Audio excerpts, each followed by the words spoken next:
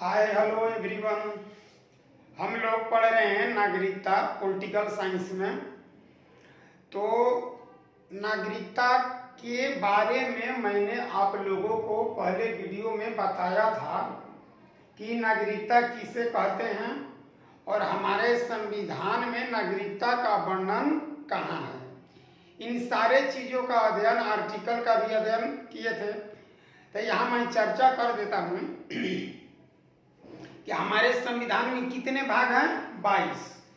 Total संविधान में 22 भाग है। संविधान में टोटल कितने भाग है? 22 भाग, जिसमें भाग नंबर 2 नागरिकता के बारे में अध्ययन करता है। यानी कि नागरिकता के बारे में अगर आपको स्टडी करना हो तो भाग नंबर 2 देखिए। भाग 2 नागरिकता का वर्णन है। आर्टिकल कितना से कितना पढ़ना है? आर्टिकल 5 से लेके 11 तक। आर्टिकल नंबर 5 से 11 तक आपको नागरिकता के बारे में स्टडी करना है। ठीक है। तो ये भी हम लोग पढ़े थे कि नागरिकता भारत की कैसी है। तो एकल नागरिकता है। भारत में कितने तरह के नागरिक रहते हैं? तो 2 तरह के रहते हैं। कौन कौन? तो एक जो नागरिक कहलाते हैं और एक विदेशी नागरिक।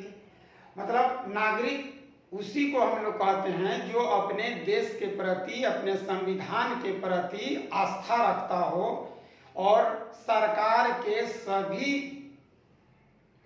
व्यवस्थाओं का उसे लाभ मिलता हो, तो वह नागरिक कहलाता है। एक होता है विदेशी नागरिक, जो कि विदेशी नागरिक वैसे होते हैं जिन्हें सरकार की सारी सुविधाएं प्राप्त नहीं होती है, उसे विदेशी नागरिक कहते हैं। इसके बाद हम लोग पढ़ते हैं कि आर्टिकल नंबर 5 में का अध्ययन करना है। तो संविधान जब लागू हुआ था तो उस समय नागरिकता किसको देना है, किसको नहीं देना है, उस सारे नियम का प्रावधान आर्टिकल नंबर 5 में है। आर्टिकल नंबर 6 आपका कहता है कि जो लोग पाकिस्तान से भारत आए उसके नागरिकता के अध्ययन आर्टिकल नंबर 6 करता है। आर्टिकल नंबर 7 है कि भारत से जो लोग पाकिस्तान चले गए, ठीक है, उसके बारे में नागरिकता का वर्णन है। इसके बाद 7 हो गया। 8 है कि भारतीय मूल के व्यक्तियों के लिए नागरिकता।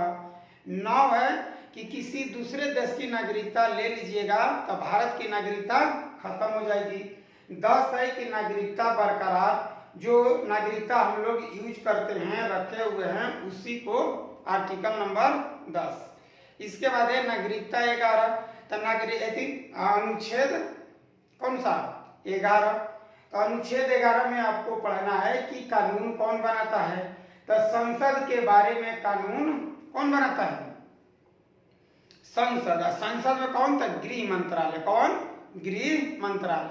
तो यहाँ तक हम लोग जान चुके थे। ठीक है।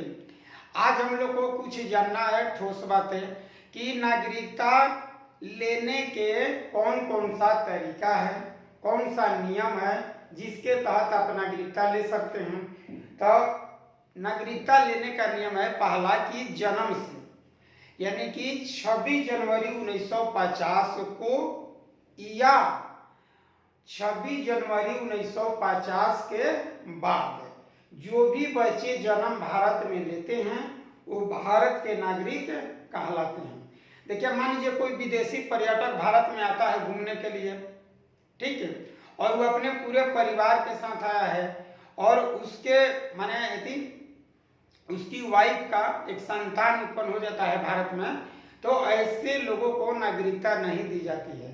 यानी कि विदेशियों को और राजनयिकों के छोड़कर जो भी 26 जनवरी 1950 के या उसके बाद जन्म बच्चा ले रहे हैं, सब भारत के नागरिक कहलाते हैं। तो ये हुआ कि जन्म के आधार पर नागरिकता। एक है वंश परंपरा के अनुसार। वंश यानी कि जिसका दादा परदादा, नाना नानी सब यही भारत के हैं, तो उसको नागरिकता वंश परंपरा के आधार पर दी जाती है। एक नागरिकता है आपका पंजीकरण के द्वारा। किसके द्वारा? पंजीकरण के द्वारा नागरिकता। एक है आपका देशीकरण के नागरिकता।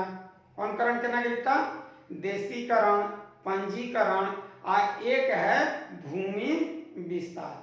तो ये 5 तरीका है आपको नागरिकता प्राप्त करने के लिए। ठीक है, तो आइए कुछ इस टॉपिक से, जो कि बहुत ही मोस्ट इम्पोर्टेंट टॉपिक था, इससे कुछ क्वेश्चन इम्पोर्टेंट है जो कि बीपीएससी में पूछ चुका है।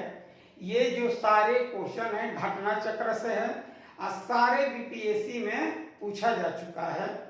तो ऐसे प्रश्नों को ज़्यादा नहीं है इस टॉपिक से, माने बहुत कम क्वेश्चन है, 6-7 क्वेश्चन है। तो देखिए हम लोग पढ़ रहे हैं कि भारत के किस भाग में हम नागरिकता से संबंधित प्रावधानों को पाते हैं, अर्थात संविधान का कौन सा ऐसा भाग है जिसमें नागरिकता का वर्णन किया गया है। तो क्या आप बता सकते हैं कि नागरिकता का वर्णन अनुभाग किसमें है? तो आप जानते हैं कि संविधान में कुल कितने भाग हैं? 22 भाग है। कितना भाग है? 22 भाग है। तो 22 भाग में कहाँ वर्णन है नागरिकता का? तो देख लीजिए भाग नंबर 2 में। भाग नंबर किस में? 2।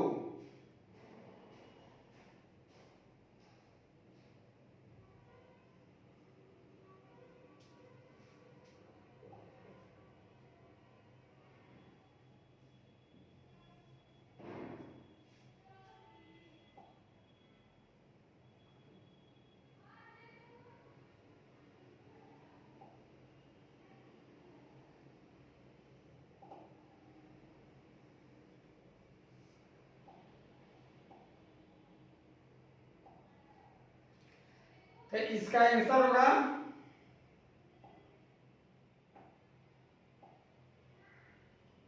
दो।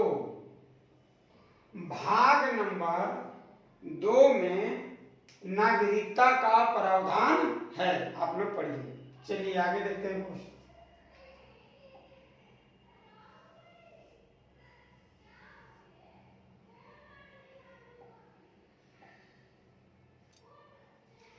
कि किस देश में दोहरी नागरिकता है? किस देश में, ये जो निम्नलिखित है, जो 4 को ये ऑप्शन दिया गया है आपको, तो इसमें आपको बताना है कि कौन ऐसा देश है जहां दोहरी नागरिकता है।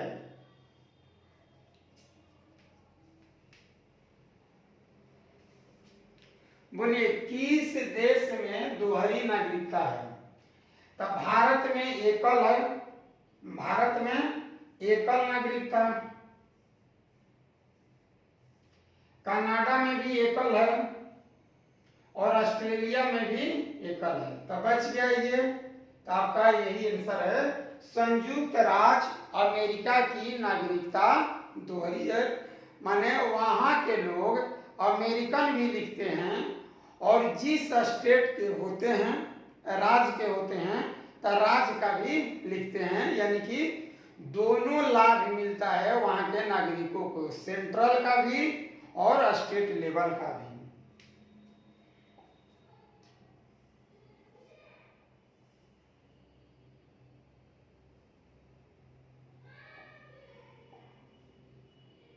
देखिए भारतीय नागरिकता नहीं प्राप्त की जा सकती है। प्रश्न है, बताइए आप लोग।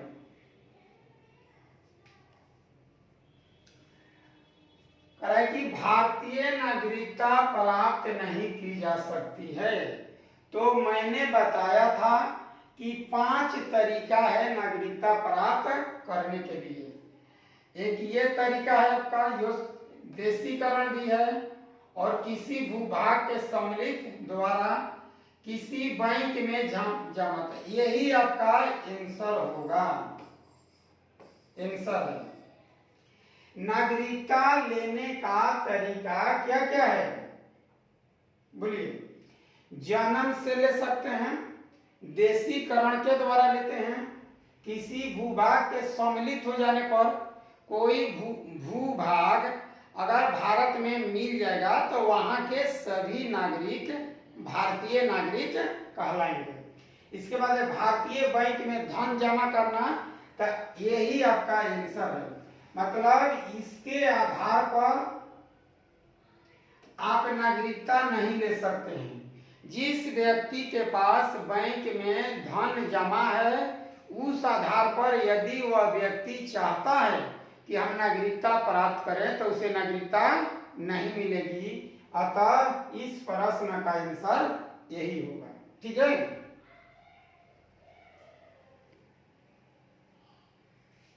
धीरे धीरे पढ़िए, आराम से, एकदम कोई दिक्कत नहीं है। चौथा देखिए प्रश्न, भारतीय संविधान की कौन सी नागरिकता प्रदान करता है? भारतीय संविधान की कौन सी नागरिकता, ये जो नीचे लिखा गया है, इसमें से कौन सा नागरिकता भारतीय लोगों को दिया जाता है? बताइए।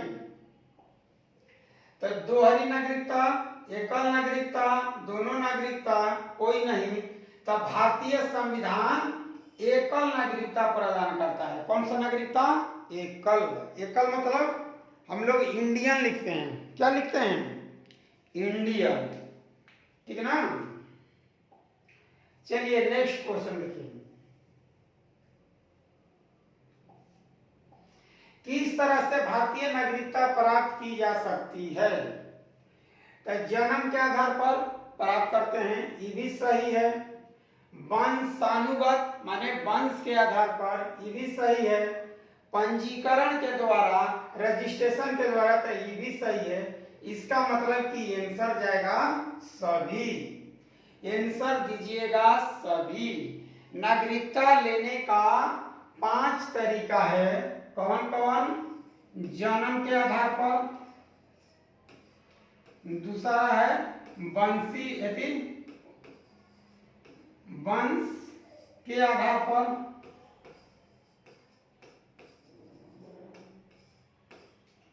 और तीसरा है देशीकरण,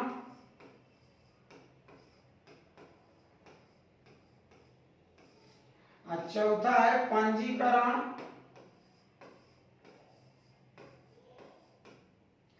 और पांचवा है आपका भूमि विस्तार। भूमि विस्तार। इस आधार पर नागरिकता आप प्राप्त कर सकते हैं।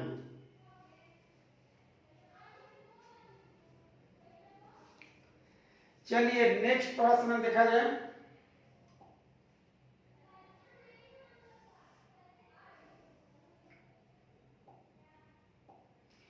कितने वर्षों तक लगातार बाहर रहने पर नागरिकता समाप्त हो जाती है? देखिए कितना मोस्ट इंपॉर्टेंट क्वेश्चन है।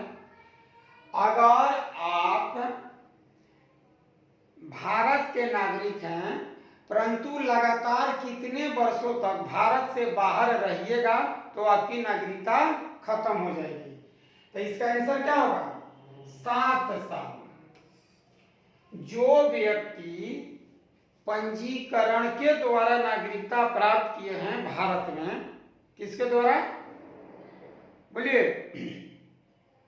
पंजीकरण के द्वारा। तो वैसे व्यक्ति 7 साल अगर देश से बाहर रहते हैं, कैसा? 7 साल, वो लगातार, तो उनकी नागरिकता खत्म हो जाएगी। और एक लास्ट क्वेश्चन है इस टॉपिक से,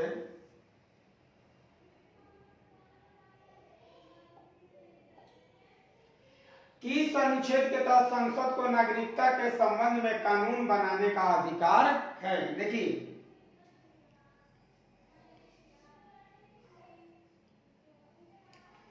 किस अनुच्छेद के तहत संसद कानून बनाती है? तो आर्टिकल नंबर 11।